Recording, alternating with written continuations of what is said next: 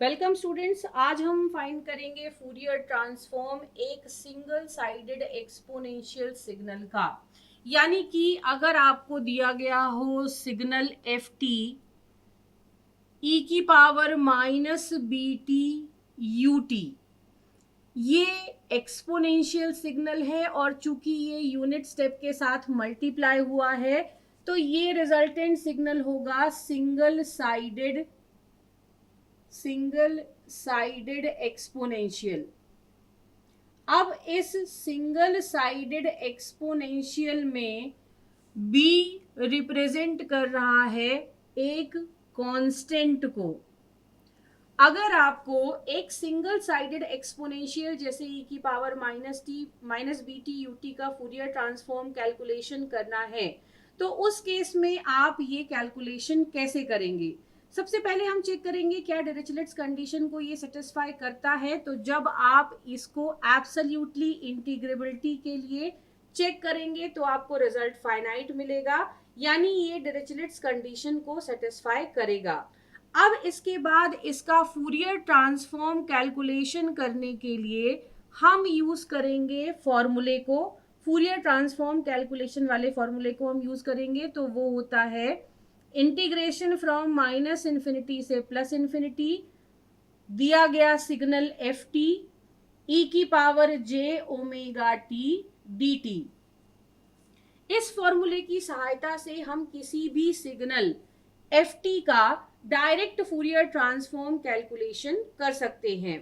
अब हमारा सिग्नल है e की power minus B T U T, तो अगले स्टेप में हम एफ टी की जगह पर अपने सिग्नल को लिखेंगे, यानी कि लिखेंगे e की power minus B T U T, ये हो गया एफ टी ई की power minus J omega T D T.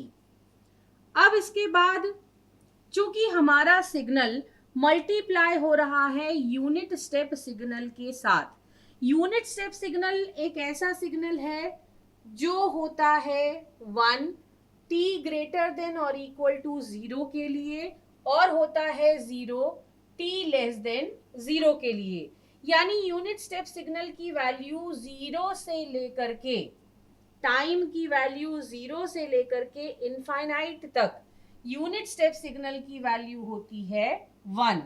अब हमने एक्सपोनेंशियल सिग्नल को इस यूनिट स्टेप सिग्नल के साथ मल्टीप्लाई किया है, तो इस यूनिट स्टेप सिग्नल के साथ अगले स्टेप में इस इंटीग्रेशन की लिमिट चेंज हो जाएगी, क्योंकि यूनिट स्टेप सिग्नल 0 से इनफाइनाइट तक ही हमें मिलता है और 0 से लेकर इनफाइनाइट तक में यूनिट स्टेप सिग्नल की वैल्यू हो जाती है 1। तो हमने यूनिट स्टेप सिग्नल के आधार पर अपनी इक्वेशन में चेंज लेकर आए, यहां पर रखा e की power minus J omega T D T, हमें ये इक्वेशन मिल गई। अब इस इक्वेशन को हमने और थोड़ा सिंप्लीफाई किया, मल्टीप्लाइड बाय 1 लिखने का कोई मतलब नहीं है, तो अब हम इसे सीधे लिखते हैं e की power minus B T E की power minus J omega T D T. इसके बाद इन दोनों एक्सपोनेंशियल्स को हम कर देते हैं कंबाइन करेंगे तो हमें मिलेगा integration from 0 to infinity e की power minus B plus J omega into T. दोनों एक्सपोनेंशियल्स को हमने कंबाइन कर दिया, हमें मिला e की power minus B plus J omega bracket में इंटू टी। अब इसके बाद हम इसे करेंगे इंटीग्रेशन ऑफ e की पावर a x dx हमको देता है 1 अपॉन a e की पावर a x। तो इस कंसेप्ट को यूज करते हुए जब हम इस एक्सपोनेंशियल को इंटीग्रेट करेंगे तो हमें मिलेगा 1 upon minus B plus J omega, ये पूरा इंटू ई की power minus B plus J omega into T. Integration का ये आपका रिजल्ट होगा। एक्सपोनेंशियल के इंटीग्रेशन के रूल को हमने यूज किया है। इसके बाद इंटीग्रेशन की लिमिट है 0 से लेकर के इनफाइनाइट तक। तो इसमें हम upper limit minus lower limit करेंगे जब, उस केस में अपर लिमिट यानी इनफाइनाइट, तो लिमिट रखने के पहले हम इस कांस्टेंट टर्म को बाहर ले लेते हैं। हमें बाहर मिल जाएगा minus B plus J omega. Limit के लिए हमारा फंक्शन होगा ई की power minus B plus J omega T. Limit है इनफाइनाइट से 0। इस एक्सपोनेंशियल में हम जब करेंगे upper limit minus lower limit, तो ई की पावर 0 हमें देगा 1। Upper limit minus lower limit करने के बाद हमें ये सिग्नल दे देगा -1। -1 जब हमें इसके बदले मिल जाएगा, तो जब हम इसे बाहर वाले फंक्शन से मल्टीप्लाई करेंगे तो हमें रिजल्ट मिलेगा 1/b प्लस जे ओमेगा। तो अब सिंगल साइडेड एक्सपोनेंशियल यानी ई की power minus B T U T का फूरियर ट्रांसफॉर्म हमने फॉर्मूला बेस्ड कैलकुलेशन किया है, और कैलकुलेशन के लास्ट में हमें रिजल्ट के फॉर्म में मिला है b प्लस जे ओमेगा। यानी Fourier transform of e to the power minus B T U T हमें मिल रहा है 1/b प्लस जे ओमेगा। अब ये जो फूरियर ट्रांसफॉर्म हमें मिल रहा है, ये एक कॉम्प्लेक्स सिग्नल है। कॉम्प्लेक्स सिग्नल होने के कारण अब जब हम इसका स्पेक्ट्रम बनाएंगे तो हमें एम्पलीट्यूड स्पेक्ट्रम और फेज स्पेक्ट्रम दोनों बनाने पड़ेंगे। अगर आपका सिग्नल प्योरली रियल या प्योरली इमेजिनरी होता है, उस केस में आपको सिर्फ एम्पलीट्यूड स्पेक्ट्रम बनाना पड़ता है। लेकिन अगर आपका सिग्नल कॉम्प्लेक्स है तो उस केस में आपको एम्पलीट्यूड स्पेक्ट्रम के साथ साथ फेज स्पेक्ट्रम भी सिग्नल का बनाना पड़ता है। तो अब हमारा जो फूरियर ट्रांसफॉर्म हमको मिल रहा है, ये एक कॉम्प्लेक्स सिग्नल दे रहा है फ्रीक्वेंसी डोमेन में। तो हम इसके लिए एम्पलीट्यूड स्पेक्ट्रम भी बनाएंगे और फेज स्पेक्ट्रम भी बनाएंगे। एम्पलीट्यूड स्पेक्ट्रम बनाने के लिए हम देखेंगे कि हमारे फूरियर ट्रांसफॉर्म यानी ये है हमारा एफ ओमेगा, तो फूरियर ट्रांसफॉर्म का एम्पलीट्यूड हमको कितना मिल रहा है, जिसके कैलकुलेशन के लिए हम यूज करेंगे कॉम्प्लेक्स नंबर्स का कंसेप्ट यानी 1/√b² प्लस ओमेगा स्क्वायर को। और फेज स्पेक्ट्रम को प्लॉट करने के लिए हम देखेंगे एफ ओमेगा का एंगल, जो कैलकुलेट होगा by -10 inverse omega upon B से। तो ये कैलकुलेशन हमें देगा एम्पलीट्यूड स्पेक्ट्रम, और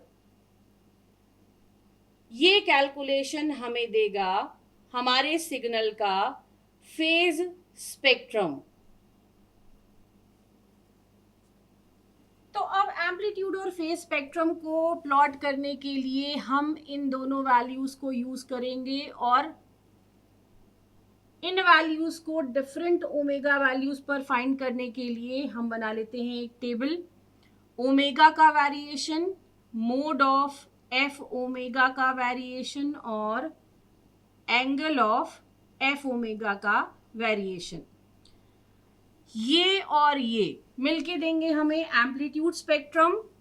ओमेगा और angle of omega F omega मिलकर के देंगे हमें फेज स्पेक्ट्रम। तो अब हम इन वेरिएशंस को देखते हैं। मोड ऑफ एफ ओमेगा हमारे पास था 1/√b² plus omega square. Angle of F omega हमारे पास था -10 इनवर्स ओमेगा अपॉन बी। अब हम ओमेगा की वैल्यू को अगर रखें 0, तो उस केस में ओमेगा की वैल्यू 0 रखने पर हमें मोड ऑफ एफ ओमेगा मिल रहा है ओमेगा 0 कर देंगे तो ये वैल्यू हो जाएगी 1/b। तो मोड ऑफ एफ ओमेगा हमें मिल रहा है b। Angle of F omega हो जाएगा -10 इनवर्स ओमेगा 0 रखा है तो 10 इनवर्स 0 यानी हमें मिलेगा 0। तो यहाँ पे हमें मिल गया 0। ऐसे ही ओमेगा की वैल्यू को अगर हम b रखते हैं, अगर हम ओमेगा की वैल्यू को b रखते हैं तो उस केस में मोड ऑफ एफ ओमेगा हमें मिल जाएगा, ओमेगा की वैल्यू को रखा है b तो 2b²। जब स्क्वायर रूट लेंगे तो मिलेगा 1/√2b। यहां पर आपको मोड मिल जाएगा 1/√2b। Similarly omega is equals to -b पर भी, omega is equals to -b पर भी आप कैलकुलेशन करेंगे तो आपको एम्पलीट्यूड की वैल्यू सेम मिलेगी, √2b के बराबर। जब हम एंगल का कैलकुलेशन करेंगे तो एंगल ऑफ एफ ओमेगा हो जाएगा -10 इनवर्स ओमेगा की वैल्यू है b तो यहाँ पर हमें मिलेगा -10 इनवर्स 1 जो हमें देता है π/4। Omega is equals to -b पे जब ये कैलकुलेशन हम करेंगे तो हमें एंगल मिलेगा -π/, इसमें आपको मिलेगा -π/4 और यहाँ पे हमें मिलेगा +π/4। तो b पर हमें एंगल मिल रहा है -π/4 और -b पर हमें मिल रहा है π/4। इस तरह से 4-5 पॉइंट्स लेकर के हम एस्टिमेशन कर सकते हैं। और अब हम जब प्लॉट करेंगे, एम्पलीट्यूड स्पेक्ट्रम प्लॉट कर रहे हैं हम पहले, तो ये है mode of F omega, amplitude of F omega versus omega. यहाँ पर वैल्यूज हमने ली 0, ओमेगा की वैल्यू 0 है तो एफ ओमेगा की वैल्यू है 1/b। जब ओमेगा की वैल्यू बढ़कर होगी b, उस केस में एम्पलीट्यूड घट रहा है, हो रहा है 1/√2b। सिमिलरली हम -b पर जाएं तो भी एम्पलीट्यूड हमारा जो वैल्यू हमें मिल रही है वो हो रही है 1/√2b की। तो जब आप 2-3 पॉइंट्स लेकर के प्लॉट करेंगे तो आपको अप्रोक्सीमेटली एक ऐसा स्पेक्ट्रम मिलेगा। ये स्पेक्ट्रम हमें मिल रहा है एम्पलीट्यूड का। ये हमने एम्पलीट्यूड स्पेक्ट्रम बना लिया। अब फेज स्पेक्ट्रम को बनाने के लिए हमें हॉरिजॉन्टल एक्सिस पे लेना पड़ेगा ओमेगा, वर्टिकल एक्सिस पे लेना पड़ेगा angle, angle of F omega. और यहाँ पे हम वैल्यूज को मेंशन करते हैं, ये है π/4, ये है π/2 एंड सो ऑन। ऐसे ही आगे और मेंशन आप कर सकते हैं। यहाँ पे आ जाएगा -π/4, -π/2, -3π/4 और -π। अब एंगल का जो एस्टिमेशन हमें मिला है, ओमेगा की वैल्यू 0 है तो एंगल 0 है, तो एक पॉइंट हो गया ये। ओमेगा की वैल्यू b है तो एंगल की वैल्यू -π/4 है। ओमेगा की वैल्यू b है तो एंगल -π/4 है।